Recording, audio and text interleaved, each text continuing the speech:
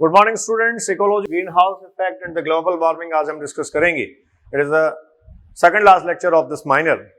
तो देखिए, green house effect और ग्लोबल वार्मिंग जो है वो दोनों कनेक्टेड टॉपिक हैं। क्या ग्रीन हाउस इफेक्ट होता है?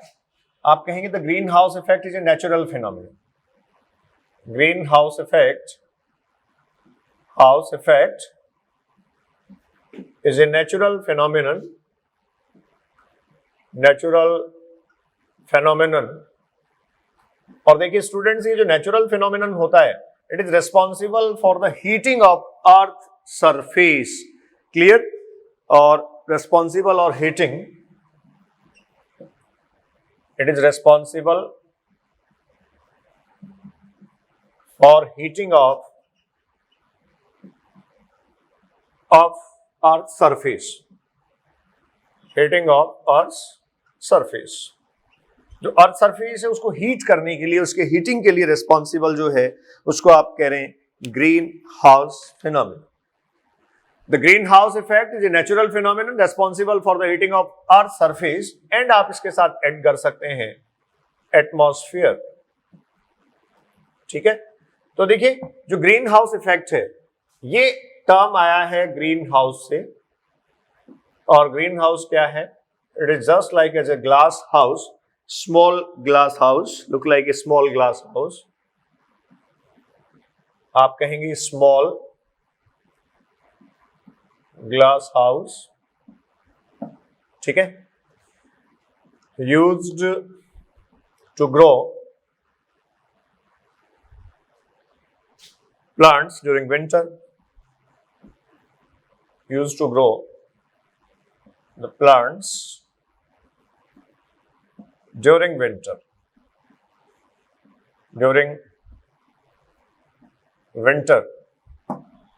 ठीक है? और देखिए इसमें क्या होगा, द ग्लास पैनल जो होता है वो लाइट रिसीव तो करता है। जैसे आप ये कहिए, ये कोई ग्लास पैनल है, ठीक है? This is a glass panel. और ग्रीन हाउस इफेक्ट के लिए इसको हम डिस्कस कर रहे हैं, ग्रीन हाउस इसको काउंट करेंगे हम। सोलर रेडिएशंस आते हैं। ये जो सोलर रेडिएशंस है स्टूडेंट्स, इन सोलर रेडिएशंस को ये जो है वो रिसीव करता है। अब सोलर रेडिएशंस को रिसीव करता है, यहां सोलर रेडिएशंस का आप ये कह सकते हैं पेनिट्रेशन होता है। तो यहां पेनिट्रेशन होने से यहां जो सरफेस पर या इस पर्टिकुलर ग्लास पैनल में जो ऑब्जेक्ट्स हैं, वो ग्रीन हाउस गैसेज यहां जो प्रेजेंट हैं वो इन रेडिएशंस को एब्जॉर्ब करती हैं। ठीक है? इस ग्लास पैनल में आप कह सकते हैं गैसियस एनवायरनमेंट है। और जो यहां जो गैसेज हैं, these gases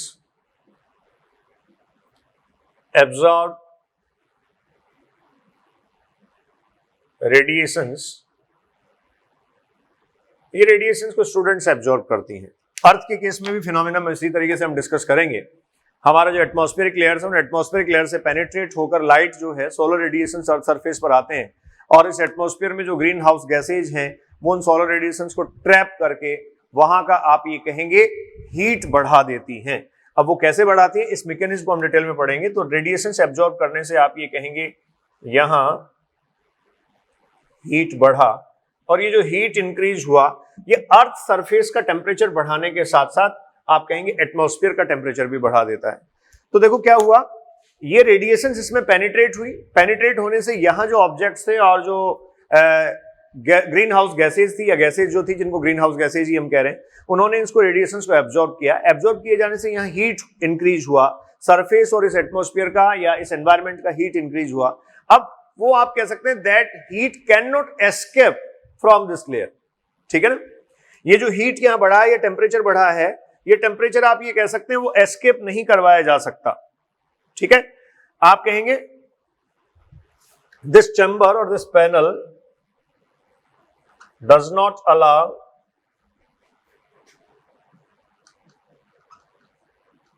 to escape heat. ये हीट को यहां से बाहर नहीं निकलने देता। क्लियर? लेकिन आप ये कह सकते हैं this glass panel let's the light, solar radiation के इनपुट को तो लेता है। तो इस कारण से यहां कंटिन्यूसली टेम्परेचर जो है वो टेम्परेचर बढ़ता चला जाएगा और ये एग्जैक्टली ग्रीन हाउस इफेक्ट की तरह एक्ट करेगा। हम ये कह रहे हैं विंटर के टाइम में जो प्लांट्स हैं उनको ग्रो करवाने के लिए इस फिनोमिनन को यूज किया जाता है विंटर के टाइम में, इसलिए क्योंकि आप जानते हैं सोलर रेडिएशंस का इनपुट जो विंटर के टाइम में है उनकी इंटेंसिटी कम होती है, तो प्लांट्स को प्रॉपर लाइट मिले, प्लांट्स जो है वो प्रॉपर लाइट में अपना फोटोसिंथेटिक एक्टिविटी कर सकें, इसके लिए इस तरीके से ग्रीन हाउसेज बनाए जाते हैं। आपने नर्सरी वगैरह में देखा होगा ग्रीन जो नेट लाइक कारपेट है या नेट लाइक जो है उसके थ्रू कवर कर दिया जाता है प्लांट्स को, जिससे वो एक ग्रीन हाउस इफेक्ट को रिप्रेजेंट करें। क्लियर? तो स्टूडेंट्स ग्रीन हाउस इफेक्ट का यूज किया जाता है प्लांट्स को भी अपने आप में ग्रो करवाने के लिए। इस ग्रीन हाउस इफेक्ट का इंपॉर्टेंस क्या है, सिग्निफिकेंस, क्या ये हैजार्डियस ही है या फिर इसका अपना सिग्निफिकेंस है? सिग्निफिकेंस अगर हम लिख रहे हैं तो इसका मतलब कोई बेनिफिशियरी एस्पेक्ट इसका है, तो हम ये कह सकते हैं, देखिए जो सिग्निफिकेंस है ग्रीन हाउस इफेक्ट का वो ये है, if there is no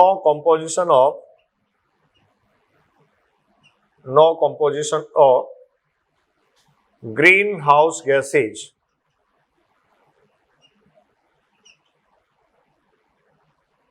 if there is no composition of greenhouse gases, अगर ग्रीन हाउस गैसेज का कोई कॉम्पोजिशन वहां नहीं है, अर्थ एवरेज टेम्परेचर विल बी और वुड बी, ये स्टूडेंट्स क्या होगा, अर्थ एवरेज टेम्परेचर जो है वो आप कह सकते हैं -15 degree centigrade to -18 degree centigrade. ठीक है, तो ये आप ये कह सकते हैं अर्थ सरफेस टेम्परेचर जो है वो क्या होगा, chilling to cold with there. जो अब अगर देखें आप तो आप कहेंगे जो एवरेज टेम्परेचर है वो क्या है, 15 degree centigrade. Present average temperature जो अर्थ सरफेस का है स्टूडेंट्स वो है 15 डिग्री सेंटीग्रेड। तो ये present average temperature 15 degree centigrade है और ये एवरेज टेम्परेचर 15 डिग्री सेंटीग्रेड के बजाय -15 टू 18 डिग्री सेंटीग्रेड होता। कब? जब ये ग्रीन हाउस इफेक्ट नहीं होता या ये नेचुरल फिनोमिनन नहीं होता। तो इसका मतलब ये हुआ कि ये जो नेचुरल फिनोमिनन है ग्रीन हाउस, उसका सिग्निफिकेंस है कि अर्थ सरफेस का टेम्परेचर 15 डिग्री सेंटीग्रेड तक मेंटेन किया जा सकता है। लेकिन देखिए लास्ट 2-3 डिकेड से हम ये कह सकते हैं इस एवरेज टेम्परेचर में कुछ इंक्रीज आया है, टेम्परेचर ग्लोबली इंक्रीज हुआ है, और वो जो ग्लोबल इंक्रीज है टेम्परेचर का, उसी को किस केस में पढ़ते हैं, उसी को हम किस फॉर्म में पढ़ते हैं, ग्लोबल वार्मिंग। क्लियर? जो अर्थ सरफेस का टेम्परेचर है या फिर आप कह सकते हैं जो ग्लोबल टेम्परेचर है वो एग्जैक्टली इंक्रीज होता जा रहा है। अगर इसमें 1% का इंक्रीज भी आता है तो उसके बहुत एडवर्स इफेक्ट्स जो हैं वो स्टूडेंट्स आपको देखने को मिलते हैं, जिसमें आइस कैप्स और पोलर मेल्टिंग वगैरह, ग्लेशिएशंस और ये सब एक्टिविटीज इन्वॉल्व हैं। ठीक है, जो डेफिनेटली इकोसिस्टम की अनस्टेबिलिटी को लीड करवाती हैं। तो एडवर्स इफेक्ट्स जो हैं वो इस टेम्परेचर इंक्रीज के आते हैं। ठीक है, इसके साथ साथ आपको यहां ग्रीन हाउस गैसेज पता कर लेनी चाहिए क्योंकि ग्रीन हाउस इफेक्ट हम पढ़ रहे हैं। तो देखिए ग्रीन हाउस गैसेज का अपना इंपॉर्टेंस है। आप कह रहे हैं ग्रीन हाउस गैसेज का होना जरूरी है, इसमें स्पेसिफिकली मेंशन किया जाता है वाटर वेपर।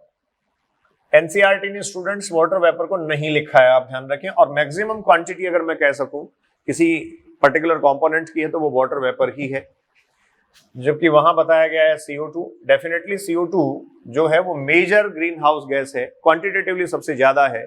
ठीक है, लेकिन अगर वाटर वेपर को हम कंसीडर कर लें तो ये इस CO2 से भी ज्यादा होगा।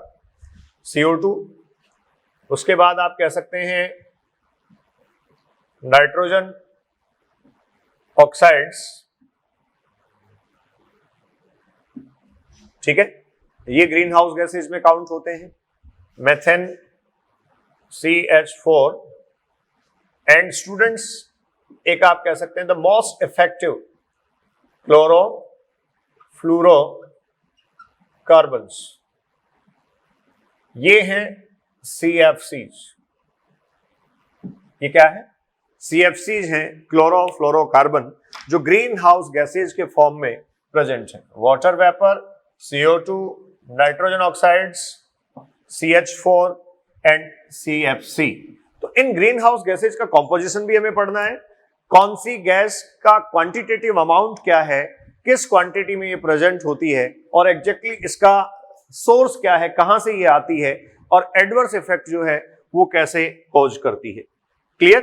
तो अगर हम देखें जो कार्बन डाइऑक्साइड है स्टूडेंट्स, इसकी क्वांटिटी आप कहते हैं 60% है, ठीक है। इसके बाद आप ये कह पाएंगे कि यहां जो मेथेन है ये 20% है, ये जो नाइट्रोजन ऑक्साइड्स हैं 14% और CFC जो है 6% इनकी अवेलेबिलिटी बताई गई है।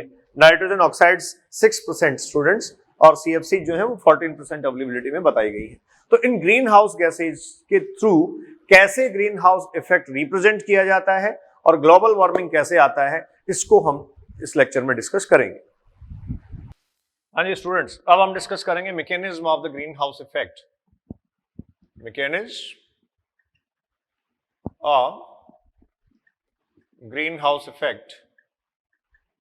देखिए, आपने अब तक इसमें डिस्कस ये किया है कि जो सोलर रेडिएशंस हैं उन सोलर रेडिएशंस का अर्थ पर पेनिट्रेशन होता है, और यहाँ जो ग्रीन हाउस गैसेज हैं वो ग्रीन हाउस गैसेज रेडिएशंस को एब्जॉर्ब करके अर्थ सरफेस का या एटमॉस्फेयर का हीट इंक्रीज करते हैं। ग्लोबली हीट इंक्रीज होता है, that global increase is the global warming.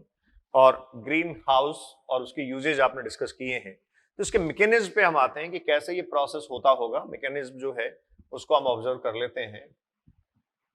तो देखिए स्टूडेंट्स, ये मैं कह सकता हूं अर्थ सरफेस या अर्थ सराउंडिंग में इसके या एक तरीके से कवरिंग सील्ड एटमॉस्फेयर हमें बनाना है। देखिए, ये हम कह रहे हैं अर्थ है, अर्थ सरफेस, ठीक है। ये स्टूडेंट्स आप एटमॉस्फेयर कह सकते हैं। एटमॉस्फेयर मैकेनिज्म को समझने के लिए हम जो है वो ड्रॉ कर रहे हैं, एनसीईआरटी ने दिया है वैसे आपको, लेकिन यहां थोड़ा हम डिटेल में बात करेंगे। अब देखिए, अर्थ सरफेस और ये जो एटमॉस्फेयर है, एटमॉस्फेयर में डिफरेंट टाइप ऑफ लेयर्स आप पढ़ते हैं, जिसमें ट्रोपोस्फेयर से लेकर आयनो मीजोस्फेयर तक आप डिस्कस कर लेते हैं। ट्रोपो, स्ट्रेटोस्फेयर, आयनोस्फेयर, मीजोस्फेयर, ठीक है। तो यहां से लिखना चाहें तो आप लिख सकते हैं ट्रोपो, स्ट्रेटो, ये हमारे काम की स्ट्रेटोस्फेरिक लेयर जो आप जानते हैं ओजोन लेयर होती है। मीजोस्फेयर, आयनोस्फेयर, ये लेयर्स होती हैं, 4 लेयर्स, 3 and 4, 1, 2, 3 and 4, ठीक है। तो स्टूडेंट्स, यहां क्या होगा, जो सोलर रेडिएशंस है उन सोलर रेडिएशंस का इनपुट होता है अर्थ सरफेस पर। ये आप कहेंगे the ultimate source of energy of nature, सन,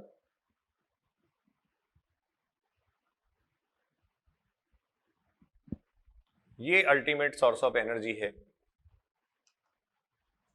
ठीक है। और ये रेडिएशंस जो है वो अर्थ सरफेस तक आती हैं, सोलर रेडिएशंस। अब इन सोलर रेडिएशंस में से आप ये कह दीजिए basically 1/4 amount, 1/4 reflected by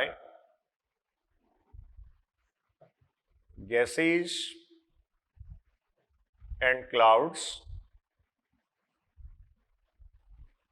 and some absorbed, ठीक है।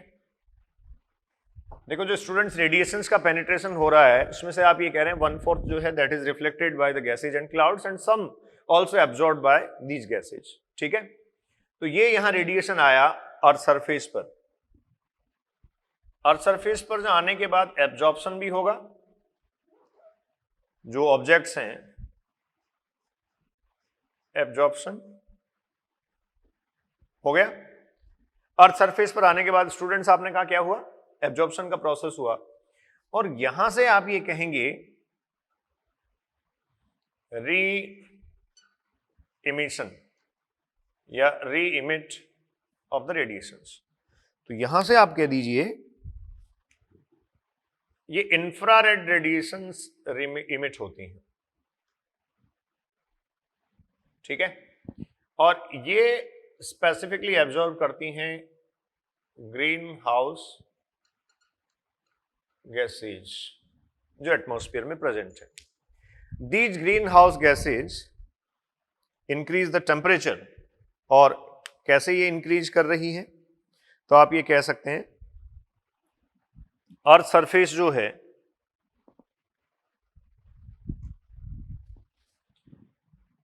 री emit infrared radiations, Earth surface re-emit the infrared radiations. That infrared radiations IR, ठीक है, infrared radiations is absorbed by the greenhouse gases, और ये जो है वो क्या करेगा, रेडिएट एनर्जी, और इनके जो मॉलिक्यूल्स हैं ये आप कहेंगे हीट इंक्रीज करेंगे एटमॉस्फेयर में, रेडिएट एनर्जी, और इससे क्या होगा, हीट जनरेट होगा। This is the heating of atmosphere, this is the heating of atmosphere. Absorption हुआ, इंफ्रारेड रेडिएशन जो है वो रीइमिट की गई, तो एग्जैक्टली अर्थ सरफेस और एटमॉस्फेयर का इस तरीके से आप ये कह सकते हैं हीटिंग प्रोसेस चलता है। अब ये जो हीटिंग प्रोसेस चलता है इससे आप ये कहेंगे अर्थ सरफेस का जो एवरेज टेम्परेचर है, एवरेज टेम्परेचर स्टूडेंट्स जो इसका है वो 15 डिग्री सेंटीग्रेड है, और if green house gases, if green house gases जो हैं वो एब्सेंट होंगी, या ग्रीन हाउस गैसेज की प्रेजेंस अगर नहीं होगी, वहां एब्सेंट होंगी, तो ऑब्वियस है ये आपको बताया गया temperature -15 degree centigrade to -18 degree centigrade होता, टू -18 डिग्री सेंटीग्रेड। इसका मतलब स्टूडेंट्स फिनोमेनन को समझने की जरूरत है। एग्जैक्टली ग्रीन हाउस गैसेज का होना तो ठीक है, क्योंकि ग्रीन हाउस गैसेज अगर नहीं होती तो हमारे नेचर में, या फिर आप कह सकते हैं एटमॉस्फेयर में, जो टेम्परेचर है एवरेज टेम्परेचर वो -15 टू -18 डिग्री सेंटीग्रेड होता। अर्थ का टेम्परेचर इतना कम होता तो ये इतना जो लार्ज स्केल की बायोडाइवर्सिटी आप देख रहे हैं ये नहीं होती, ये पॉसिबल ही नहीं था। तो इसका मतलब ग्रीन हाउस गैसेज का होना अपना एक सिग्निफिकेंट रेफरेंस है, या ग्रीन हाउस गैसेज का होना जरूरी था। तो दिक्कत फिर क्या है, ये जो ग्रीन हाउस गैसेज है, इन ग्रीन हाउस गैसेज का आप ये कह सकते हैं increasing concentration, increasing concentration, concentration इनका इंक्रीज होगा तो ऑब्वियस है ये ज्यादा एब्जॉर्ब करेंगी और ये रेडिएट एनर्जी ज्यादा रिलीज करेंगी। ऐसा होने से वहां हीट बढ़ जाएगा। तो आप इसके लिए एक डेटा ले सकते हैं कि लास्ट 3 डिकेड्स जो है उनमें अगर देखा जाए तो एवरेज टेम्परेचर में इन लास्ट 3 डिकेड्स, मतलब 30 सालों में ये कहा गया, एवरेज टेम्परेचर में 0.6 डिग्री सेंटीग्रेड इंक्रीज आया है इन लास्ट 3 डिकेड्स, ये इंक्रीज, ठीक है। और ऑब्वियस है स्टूडेंट्स, ये इंक्रीज अगर लास्ट 3 डिकेड्स में है तो डेफिनेटली ये जो है वो क्या होगा, हार्मफुल है। तो ये ग्रीन हाउस गैसेज के कारण ऐसा है। अब ग्रीन हाउस गैसेज जो है इनमें भी दो बातें आपको ध्यान रखनी है कि मैक्सिमम एब्जॉर्प्शन जो है वो कौन सी गैसेज करती हैं, carbon dioxide and methane. Green house gases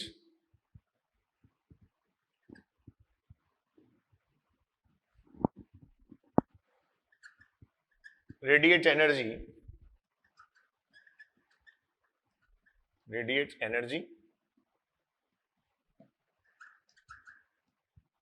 mainly by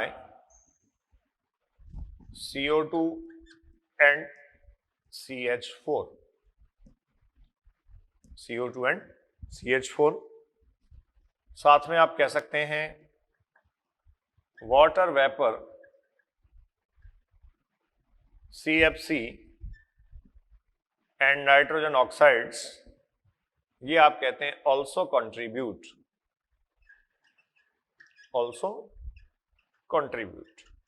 तो मैक्सिमम जो रोल है या फिर आप कह सकते हैं जो लीड रोल है वो CO2 और CH4 का ही है।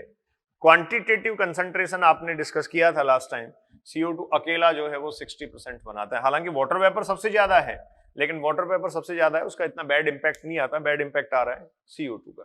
क्लियर? ये स्टूडेंट्स मैकेनिज्म है। अब क्या हुआ, ग्रीन हाउस इफेक्ट पे आइए। आपने कहा इस एटमॉस्फेयर में जो रेडिएट एनर्जी रिलीज की गई, इससे यहां का हीट बढ़ा, एटमॉस्फेयर का टेम्परेचर बढ़ा, लेकिन ऊपर जो लेयर है, ये लेयर से वो जो हीट है वो एस्केप नहीं हो पाती। तो सोलर रेडिएशन का पेनिट्रेशन तो हो गया था। Due to the penetration of solar radiations there will be the absorption. The Earth surface will re-emit the infrared radiations, and these infrared radiations are absorbed by the greenhouse gases. These greenhouse gases radiate the energy that is responsible for the heating of Earth surface and the heating of atmosphere. This heat cannot escape from this atmosphere, और atmosphere से ये heat escape नहीं करी जाती। इसीलिए आप ये कहते हैं ये जो है वो एक ग्लास पैनल की तरह काम करता है, जिसको आप ग्रीन हाउस इफेक्ट कह रहे हैं। एक फिनोमिनन जो ग्लास पैनल का हमने डिस्कस किया था, आप अगर अपनी कार को, गाड़ी को धूप में पार्क कर दें तो आपको यही देखने को मिलेगा। सेम आप देखेंगे कि सोलर रेडिएशंस जो है वो बॉडी कार एब्जॉर्ब तो करती है, सोलर रेडिएशंस का पेनिट्रेशन तो वहां हो जाता है, लेकिन गाड़ी के अंदर जो हीट जनरेट होता है वो वहां से गाड़ी की जो सील्ड है उनसे एस्केप नहीं हो पाता, इसलिए वहां भी क्या इंक्रीज होता है, टेम्परेचर। तो धूप में या गर्मी के दिनों में आपने देखा होगा इनसाइड कार जो है वो टेम्परेचर काफी ऊपर चला जाता है, काफी हाई हो जाता है। तो ये स्टूडेंट्स आपके पास था mechanism of the green house effect. Clear? अब जो ग्रीन हाउस गैसेज हैं, उन ग्रीन हाउस गैसेज के लिए दो तीन बेसिक बातें आपको पता होनी चाहिए। ये बेसिक रेफरेंसेज ये हैं, देखिए मैक्सिमम कंसंट्रेशन अगर आपको पूछी जाए तो मोस्ट क्वांटिटेटिव 60% आप जानते हैं CO2 है, लेकिन मोस्ट इफेक्टिव अगर आपसे डिस्कस किया जाए तो ये स्टूडेंट्स मोस्ट इफेक्टिव जो है वो क्या हो जाएगा, मोस्ट इफेक्टिव CFC हो जाएगा, क्लोरोफ्लोरोकार्बन्स, ये मोस्ट इफेक्टिव है। ठीक है, तो अब सबसे पहले तो हम जो ग्रीन हाउस इफेक्ट के कारण ग्लोबल वार्मिंग आ रहा है उसके इफेक्ट्स देख लेते हैं, उसके बाद हम इन गैसेज पे या इनके कंपोजिशन पे थोड़ा डिस्कशन करेंगे और साथ में हम ग्लोबल वार्मिंग की बात करेंगे। इफेक्ट्स, देखिए इफेक्ट्स क्या क्या हो सकते हैं। आप इफेक्ट्स की अगर आप बात करें तो यहां से आप कहेंगे इंक्रीज इन ग्लोबल टेम्परेचर, सबसे पहले इंक्रीज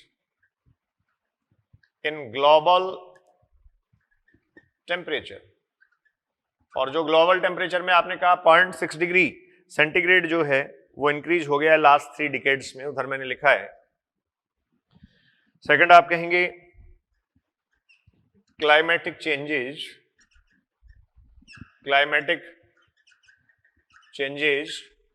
और ये क्लाइमेटिक चेंजेज जो है स्टूडेंट्स इसमें आप पढ़ते होंगे अल नीनो इफेक्ट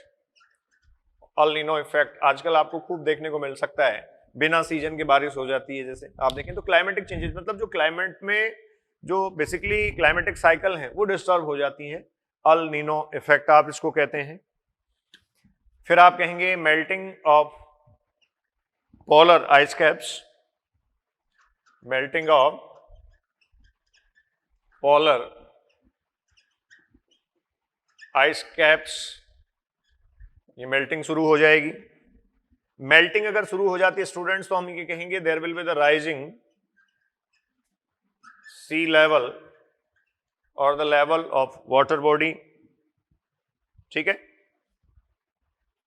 और इससे एक मेजर इंपैक्ट आएगा warming of the troposphere and the cooling of stratosphere. ये ट्रोपोस्फीयर जो सबसे नीचे वाली लेयर है इसमें वार्मिंग, जो एग्जैक्टली ग्लोबल वार्मिंग ही है, तो आप लिखें लास्ट में वार्मिंग ऑफ ट्रोपोस्फीयर। ट्रोपोस्फीयर जो सबसे नीचे की लेयर है एटमॉस्फेयर की, आप जानते हैं 16 to 18 kilometres away from the earth, और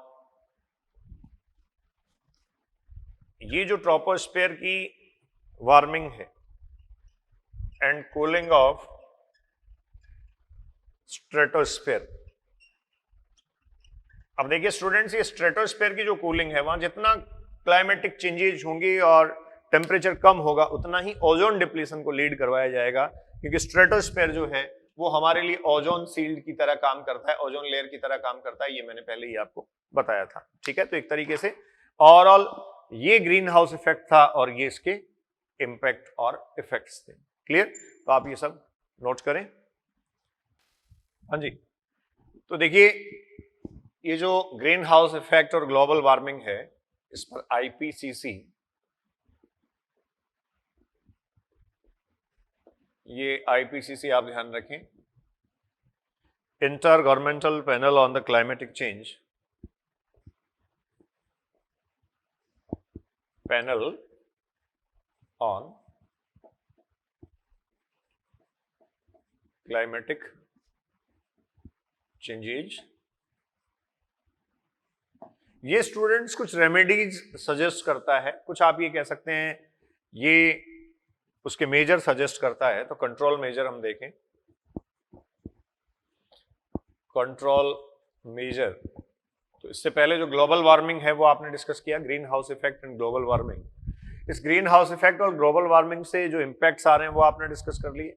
अब इसमें हम इसके कंट्रोल मेजर देख रहे हैं कि जो आईपीसीसी है इसको इंटर गवर्नमेंट कह सकते हैं आप, इंटर गवर्नमेंटल जो पैनल है, ये basically panel on climatic changes है। तो कंट्रोल मेजर क्या क्या दिए गए कि देखिए फॉरेस्टेशन, जो डिफॉरेस्टेशन है उसको रिड्यूस किया जाए, रिड्यूसिंग डिफॉरेस्टेशन, रिड्यूसिंग डिफॉरेस्टेशन, जो डिफॉरेस्टेशन को लीड करवाया जा रहा है, human activity, man made activity है, बहुत आप ये कह सकते हैं लार्ज स्केल पे फॉरेस्ट कट किए जा रहे हैं, तो उस फॉरेस्टिंग को, डिफॉरेस्टेशन को सॉरी, रिड्यूस किया जाना चाहिए। जो फॉसिल फ्यूल है उसके यूज को कम किया जाना चाहिए। तो अगला हम कह सकते हैं cutting down use of fossil fuel. Clear है? Cutting down the use of fossil fuel. उसके बाद आप कह सकते हैं बहुत सारे पेड़ लगाए जाने चाहिए, planting the trees, tree plantation, ये भी एनवायरनमेंट को अपग्रेड करने के लिए एक बेटर वे हो सकता है। पॉपुलेशन ग्रोथ जो है स्टूडेंट्स, ह्यूमन पॉपुलेशन है उसको स्लो डाउन किया जाना चाहिए। पॉपुलेशन ग्रोथ, क्योंकि एग्जैक्टली इंपैक्ट तो तभी आता है जब पॉपुलेशन रैपिडली ग्रो करती है। स्लो डाउन, मैंने नीचे की तरफ एरो लगाया है, इसका मतलब हमें इसको स्लो डाउन करने की जरूरत है। फिर जो क्लोरोफ्लोरोकार्बन्स है, सीएफसी है, क्योंकि सीएफसी का स्पेसिफिक रोल है, तो आप ये कह सकते हैं सीएफसी या क्लोरोफ्लोरोकार्बन्स हैं, इनके सब्स्टिट्यूट्स जो हैं वो डेवलप किए जाने चाहिए। तो आप कहेंगे डेवलप सब्स्टिट्यूट्स ऑफ सीएफसी या development of substitutes of CFC, जो क्लोरोफ्लोरोकार्बन से इनके सब्स्टिट्यूट स्टूडेंट्स डेवलप किए जाने चाहिए। क्लियर? तो ये देखिए आपके पास कंट्रोल मेजर है। ग्रीन हाउस गैसेज जिससे पहले आपने डिस्कस की थी, उसमें जो कॉम्पोजिशन हमें दे रखा है वो आपको पता होना चाहिए। सोर्सेज भी बेसिकली आप पढ़ सकते हैं, आपको पता है CO2 कहां से आ रहा है, जो फॉसिल फ्यूल वगैरह बर्निंग इनकी है, ऑटोमोबाइल जो इमिशंस हैं इन सब से आता है CO2 के सोर्सेज। आपने पूरा कार्बन साइकिल पढ़ रखा है तो आपको आइडिया है इसका, रेस्पिरेटरी लॉस वगैरह जो होता है, ठीक है। इस तरीके से मीथेन जो है उसके सोर्स क्या हैं, तो आप जो वाटरी फील्ड्स जो कह सकते हैं, पैडी फील्ड्स हैं, क्रॉप फील्ड हैं, वो सोर्स हैं एग्जैक्टली इसका। तो इस तरीके से आपको पता होना चाहिए। नाइट्रोजन के ऑक्साइड्स, नाइट्रोजन साइकिल पूरा आपने पढ़ रखा है। CFCs जो हैं वो स्पेसिफिकली एरोसोल स्प्रे वगैरह, CFC के सोर्सेज बता देता हूं क्योंकि ये इंपॉर्टेंट भी है, आगे हम इसको डिस्कस भी करेंगे ओजोन लेयर डिप्लीशन में। देखिए CFC जो है इसके सोर्सेज अगर आप देखें, एक तो आप कह सकते हैं एरोसोल स्प्रे, कूलेंट्स जो आप एसीज में इस्तेमाल करते हैं, कार और जो घरों में एसी हम लगाते हैं उनमें कूलेंट्स हम इस्तेमाल करते हैं। इसके अलावा जो क्लीनिंग एजेंट्स हैं, क्लीनिंग एजेंट्स स्टूडेंट्स, ये क्लीनिंग एजेंट्स भी इंडस्ट्रीज में और डोमेस्टिक यूज में जो हम लेते हैं, इन क्लीनिंग एजेंट्स में भी CFC होता है। इसके अलावा परफ्यूम, डीओ वगैरह जो आप लेते हैं जो एरोसोल स्प्रे में ही काउंट होते हैं, इनमें ये सब होते हैं। फिर उसके बाद जो फूड पैकेजिंग मटेरियल होता है, पैकेजिंग मटेरियल, इनसे भी आप ये कह सकते हैं CFC जो है वो रिलीज होता है। ये जो क्लोरोफ्लोरोकार्बन है, हालांकि ऐसा है फ्रॉम लास्ट 2-3 डिकेड्स इनका यूज जो है वो काफी कम हुआ है।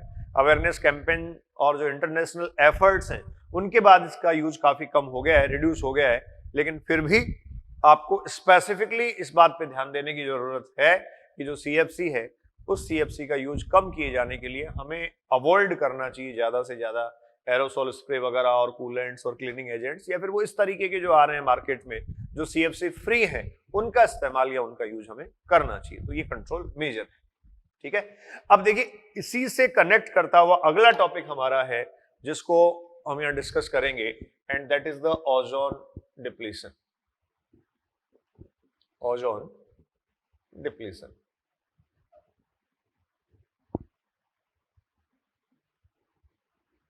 ओजोन डिप्लीशन, ठीक है स्टूडेंट्स।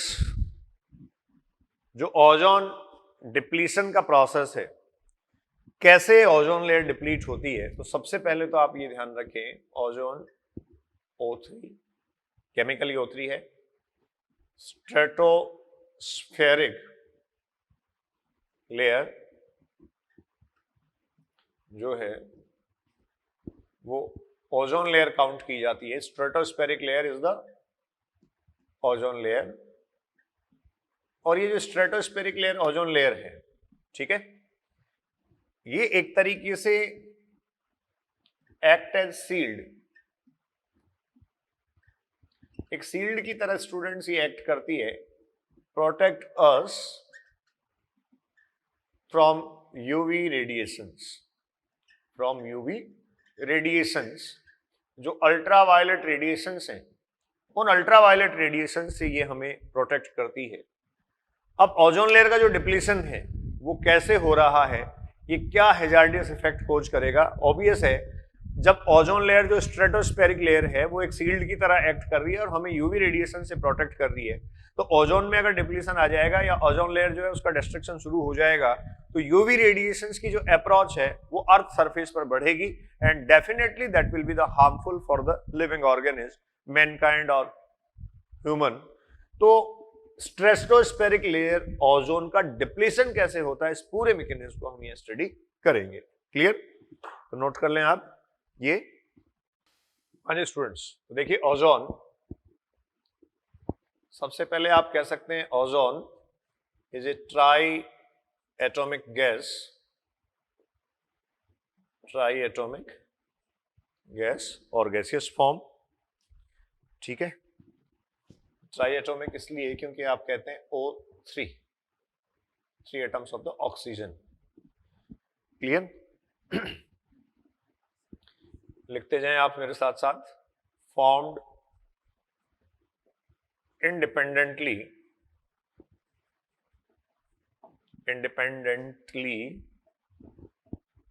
in lower atmosphere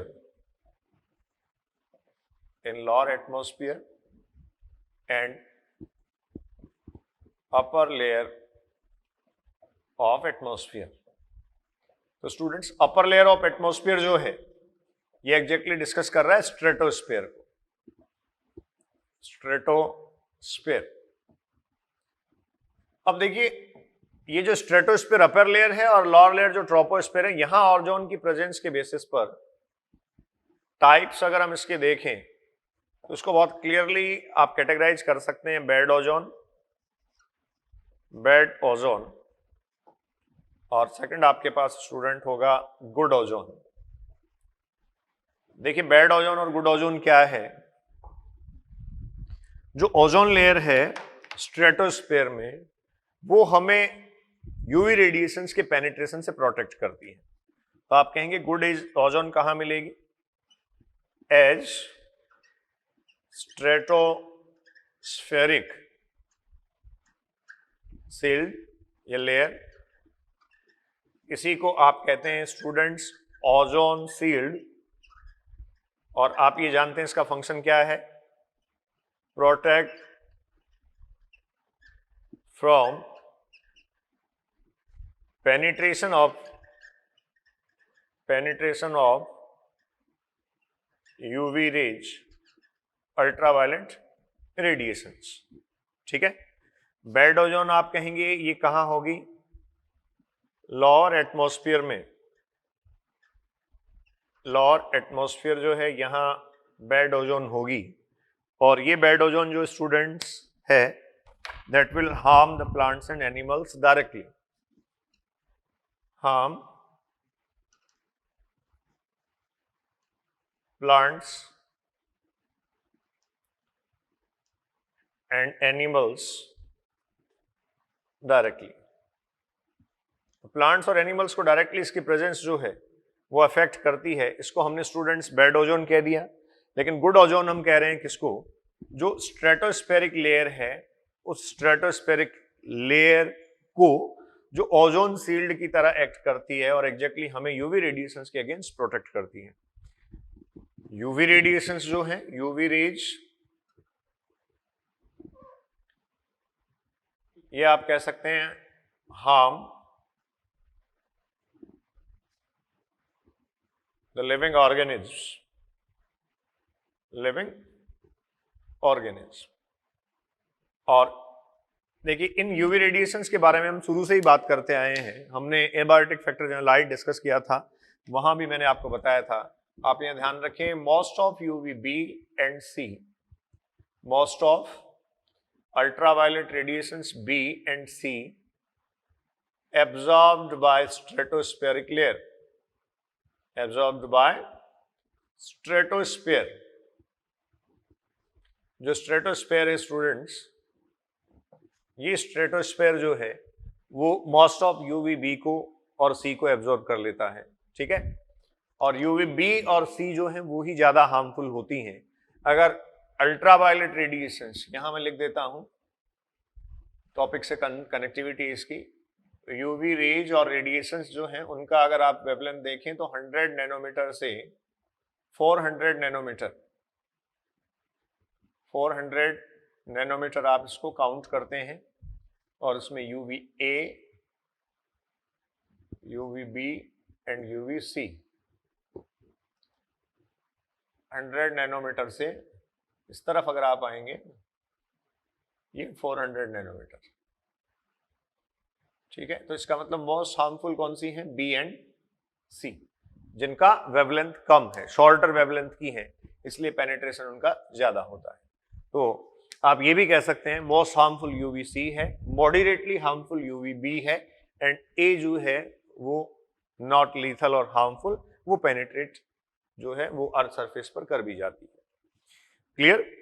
अब इसके बाद देखिए ये हार्मफुल क्यों है, इसका एक और बड़ा रीजन है। आप कहेंगे ह्यूमन डीएनए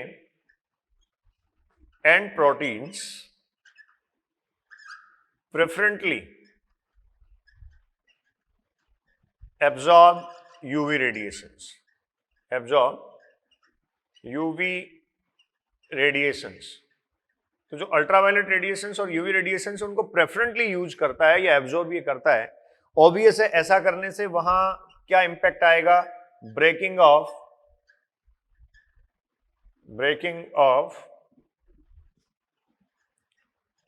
केमिकल बॉन्ड्स। जो केमिकल बॉन्ड्स हैं उन केमिकल बॉन्ड्स की ब्रेकिंग होगी और इस तरीके से ये डीएनए प्रोटीन डीनेचुरेट होने लगेंगे, तो अल्टीमेटली जो यूवी रेडिएशन है वो हार्म करती हैं।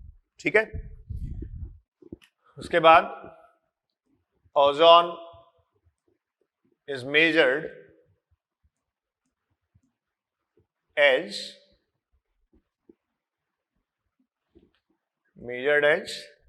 द प्रोपोर्शन इन एयर, मतलब ग्राउंड से लेकर आप कह सकते हैं स्ट्रेटोस्फेरिक लेयर तक, ये जो सस्पेंशन इसका है उसको एक डॉब्सन यूनिट में मेजर किया जाता है। डॉब्सन यूनिट, ठीक है ना, डॉब्सन यूनिट में इसको स्टूडेंट्स मेजर किया जाता है, जिसमें आप ये कह सकते हैं column of air and 1 Dobson is equals to 1 ppb।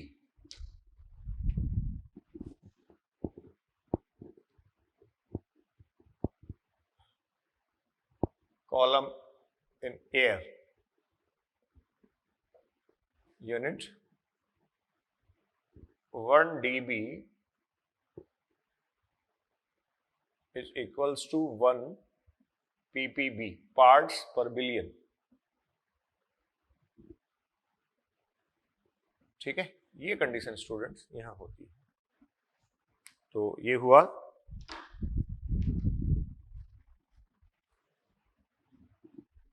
Ozone is measured as Dobson unit. उसके बाद देखिए ओजोन जो है वो कंटिन्यूसली बनती है और कंटिन्यूसली जो है उसका डिस्ट्रक्शन भी होता है। तो इंपॉर्टेंट पॉइंट ये है कि ओजोन लेयर का डिस्ट्रक्शन जो है, ये डिस्ट्रक्शन हम क्यों यहां डिटेक्ट कर रहे हैं। Ozone continuously formed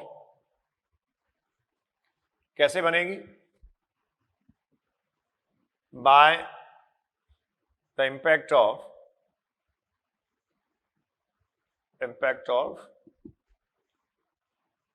UV rays. तो यूवी रेज और यूवी रेडिएशन जो है उनसे ये बनती रहती है।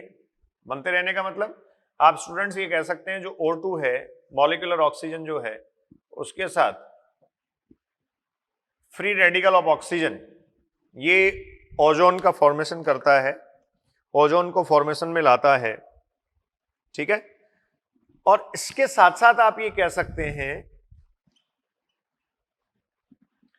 also degrade regularly in stratosphere, also degrade regularly in stratosphere। अब देखिए, एक तो आपने कहा फॉर्मेशन होता रहा और एक आपने कहा डिग्रेड होती रही। तो ये जो फॉर्मेशन और डिग्रेडेशन है, फॉर्मेशन और डिग्रेडेशन जो दोनों ही हैं, ये दोनों ही अगर बैलेंस रहते हैं तब तो आप ये कह सकते हैं कोई दिक्कत नहीं। लेकिन इम्बैलेंस क्रिएट कब हो जाता है, जब डिग्रेडेशन आप कहते हैं स्ट्रेटोस्फीयर में बढ़ गया।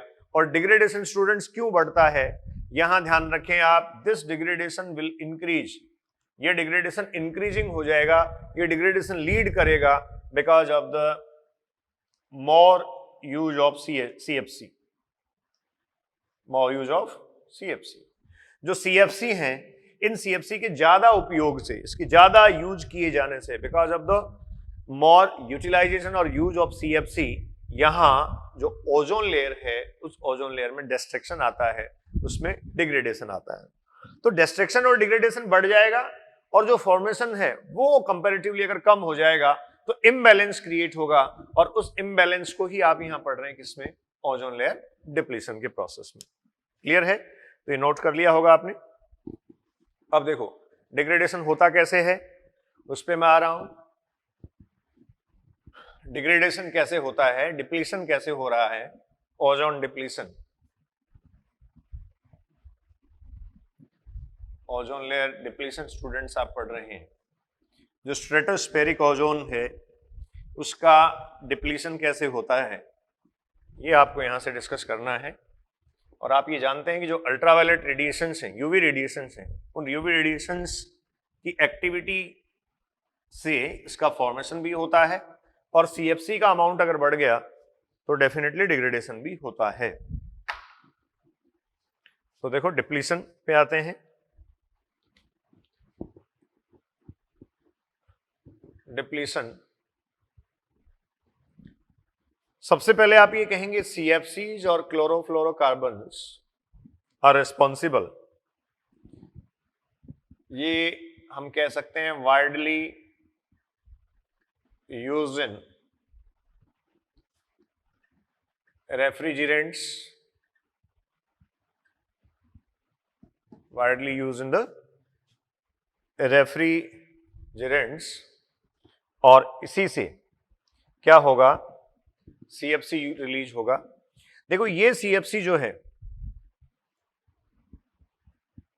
जैसे CFCl3, अब CFCl3 पे यूवी रेडिएशंस या अल्ट्रावायलेट रेडिएशंस की रिएक्शन होगी तो students CFCl2 and the free radical of chlorine, clear. ये CFCl2 यूवी रेडिएशंस के इंपैक्ट से CFCl प्लस Cl, तो फिर फ्री रेडिकल जो है वो रिलीज कर दिया गया। उसके बाद आप देखें ये जो क्लोरीन है वो ओजोन के साथ चैनमेटिक मेथड में रिएक्ट करता है। Free radical chlorine reacts with ozone,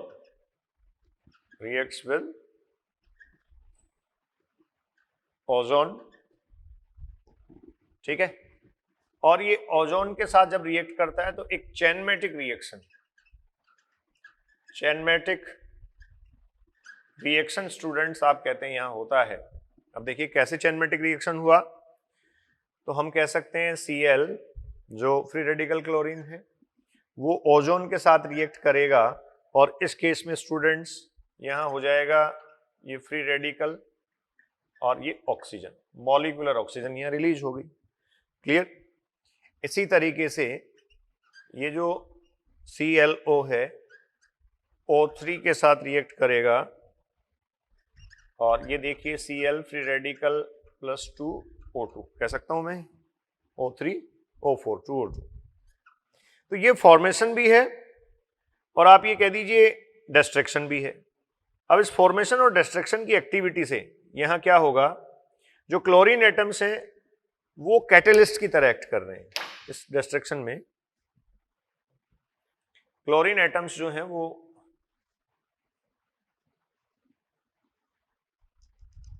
act as catalyst,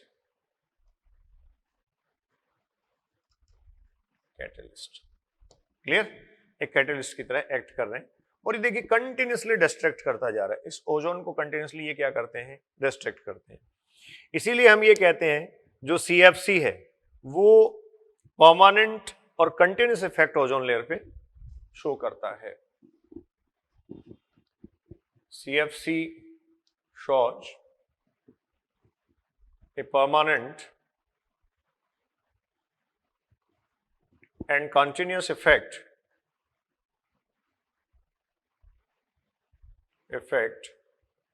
on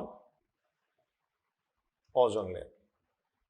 अब अभी मैं आपसे कह रहा था कि लास्ट 2 to 3 डिकेड्स जो है वो CFC के यूज काफी कम हुए, फिर भी हम ये कह रहे हैं कि ओजोन लेयर जो है उसका डिस्ट्रक्शन हो रहा है या ओजोन में होल हो रहा है या एग्जैक्टली रिडक्शन उसमें है। तो उसका बेसिक रीजन स्टूडेंट्स ये है कि जो फ्री रेडिकल ऑफ क्लोरीन है ये आप कह सकते हैं एक्टिव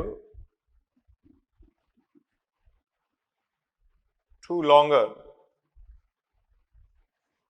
बहुत लंबे टाइम तक ये स्टूडेंट्स एक्टिव रहते हैं, ओवर 100 ईयर्स।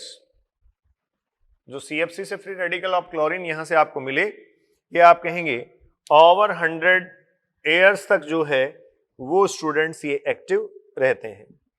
इन्हीं के कारण लंबे टाइम तक डिस्ट्रक्शन जो है, मतलब जो रिलीज कर दिए गए वो डिस्ट्रक्शन कंटिन्यू कर रहे हैं, वो डिस्ट्रक्शन जो है वो मेंटेन कर रहे हैं, ठीक है।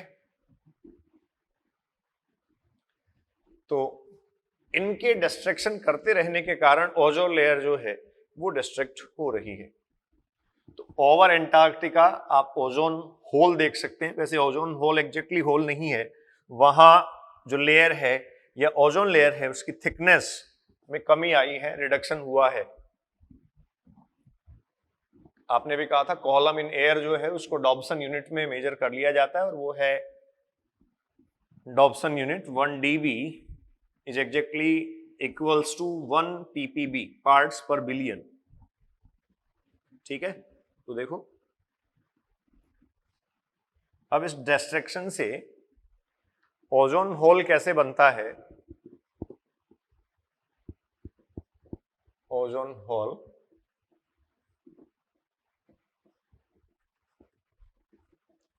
डिस्ट्रक्शन और thinning in layer over Antarctica, over Antarctica.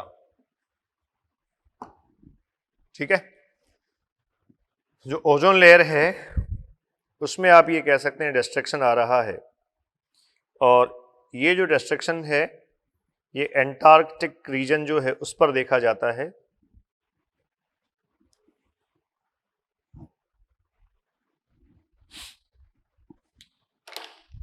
कब से कब देखा जाएगा?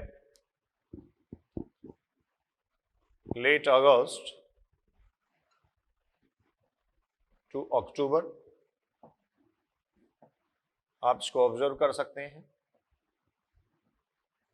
ठीक है, और ये डिस्ट्रक्शन या थिनिंग ही है, होल नहीं है एग्जैक्टली अब तक,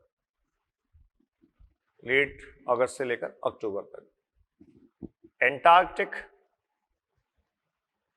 जो है इसी पे डिस्ट्रक्शन क्यों हो रहा है, तो आप ये कह सकते हैं students climatic conditions are more suitable,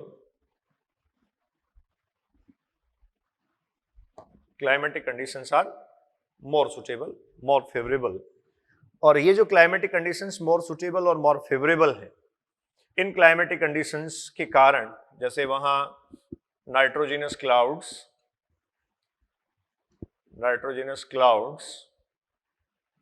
और इसके अलावा आप कह सकते हैं चिलिंग टेम्परेचर, कूल सरफेस, ये सब जो है वो ओजोन लेयर के डिस्ट्रक्शन के लिए एप्रोप्रिएट है। ओजोन लेयर के डिस्ट्रक्शन के लिए स्टूडेंट्स क्या है? एप्रोप्रिएट है। अब आप ये कहेंगे एंटार्क्टिक में हो रहा है तो आर्कटिक में क्यों नहीं हो रहा है? आर्कटिक जो जोन है दैट इज कंपैरेटिवली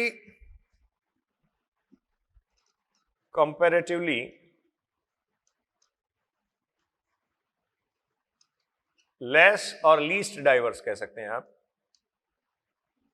लेस और लीस्ट डाइवर्स कैसे हमने मेजर किया? जैसे देखो ये स्टूडेंट्स ग्लोब हम कहते हैं, ये आपके पास इक्वेटर है, ये नॉर्थ और ये साउथ।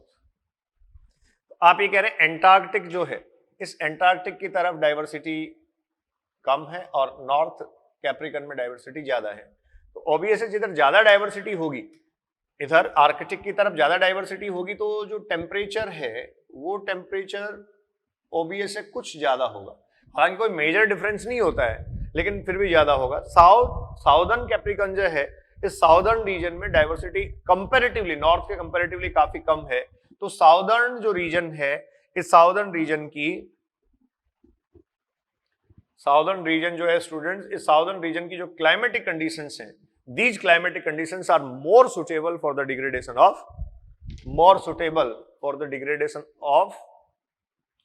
Ozone layer.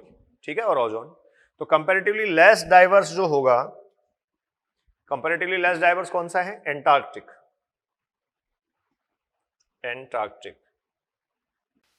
ठीक है, आर्कटिक जो है वो मोर डाइवर्स है,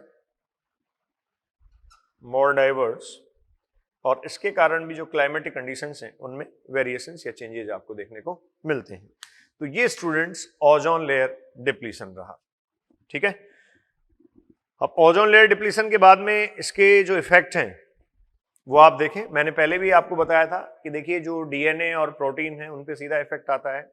इसके अलावा कैटरेक्ट आपको दे रखा है, स्नो ब्लाइंडनेस आपको दे रखा है, ये एग्जैक्टली इंपैक्ट है और एग्जाम में क्वेश्चन भी आ चुका है। स्किन कैंसर आपको दे रखा है।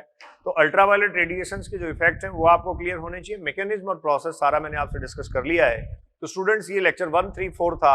134 में हमने डिस्कस किया ग्रीन हाउस इफेक्ट, कंसेप्ट उसका डिस्कस आपने किया, the global warming, and due to the global warming there is also the increase in the greenhouse gases, और आप ये कह सकते हैं due to the increase of greenhouse gases there is the global warming effect। तो ultimately इन्हीं से linked करता हुआ एक टॉपिक हमने डिस्कस किया, लिंक करता हुआ, जो ओजोन लेयर डिप्लीशन था, जिसमें स्पेसिफिकली सीएफसीज के कारण ओजोन लेयर में डिप्लीशन और डिस्ट्रक्शन आ रहा है। क्लियर? तो ये था complete green house effect, global warming and ozone layer depletion.